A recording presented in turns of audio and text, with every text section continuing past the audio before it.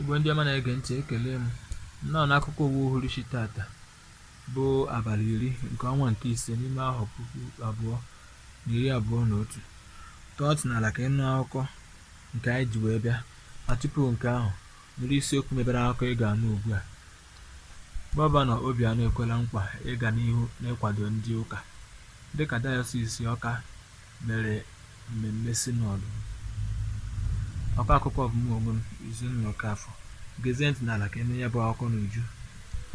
Aka na-achị steeti Anambra bụ Gọvanọ Willie Obianọ ekwela nkwa na ọchịchị ya agaghị ada mba n'ịkwado na ijikọ aka ọnụ ya na ndị ụka dị iche iche n'ime steeti ahụ.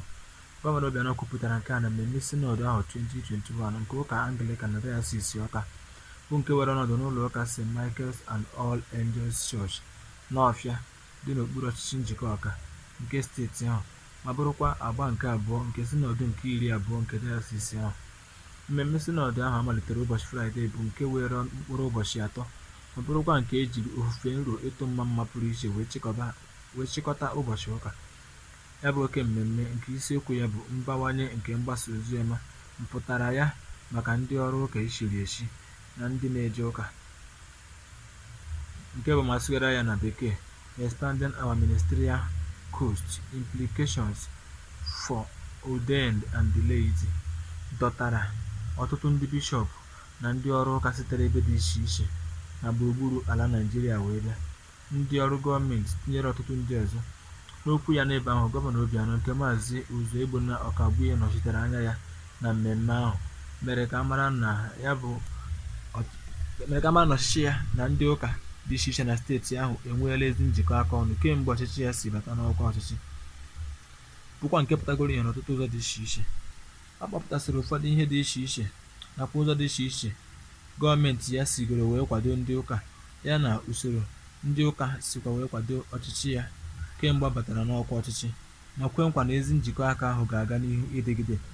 Ọ rịọkwazịrị ndị ụka dị iche iche ka ha tinye aka n'ime ka ala Naịjirịa ọnọdụ nchekwa na ọnọdụ akụnụba ya kawanye mma site n'ikpere obodo ahụ ekpere na iche ya n'iru Chineke mgbe niile, ọkachasị n'ihi ihe dị iche iche na-emegasị na mpaghara ebe dị iche iche n'ala Naịjirịa ugbu a, tụmadụ n'ihe metụtara ọnọdụ nchekwa.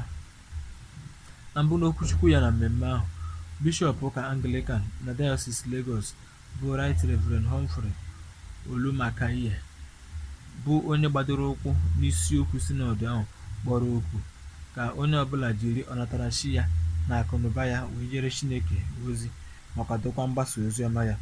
Dịka ọ na-agba akaebe na ọnọdụ ngalaba dị iche iche n'ala Naịjirịa amachaghịzikwuru ugbu a, ya bụ bishọp merekwara ka a mara na ndị ụka nwere ọtụtụ ọrụ pụrụ iche chere ha n'ihu n'ịkwalite ezi ọnọdụ mmepe bụ ịgba.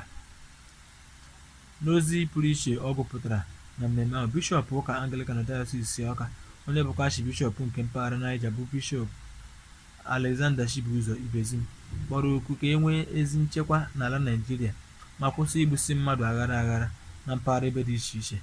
Ọ kpọpụtasịrị ajọ nsogbu dị iche iche na-echere ala Naịjirịa aka mgba, ma kwuo na etu Naịjirịa si debere ma tụkwasị obi naanị na mmanụ dịka ụzọ esi enweta ego sokwa na nsogbu kacha ebi ala Naịjirịa aka ọjọọ ugbu a, ma kpọọ oku ka gọọmenti mee ihe banyere nke ahụ iji bawanye usoro esi akpata ego nakwa usoro ego si abata n'akpa gọọmenti n'ala Naịjirịa.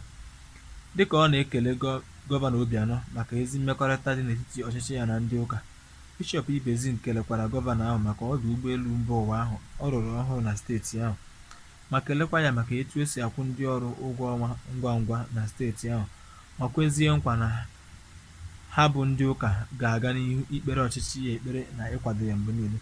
Ụfọdụ ndị ọzọ sonyere ma kwukwa okwu na mmemme ahụ gụnyere Bishọp ụka Katọlik na Dayọsiisi Ọka bụ Achịbishọp Paulinus Eze Okafọ, onye eze ọdịnala Nnewi bụ Igwe Kenneth Orizu, onye isi otu haziri sinọdụ ahụ bụ Maazị Obinna Itele, tinyere ọtụtụ ndị ọzọ.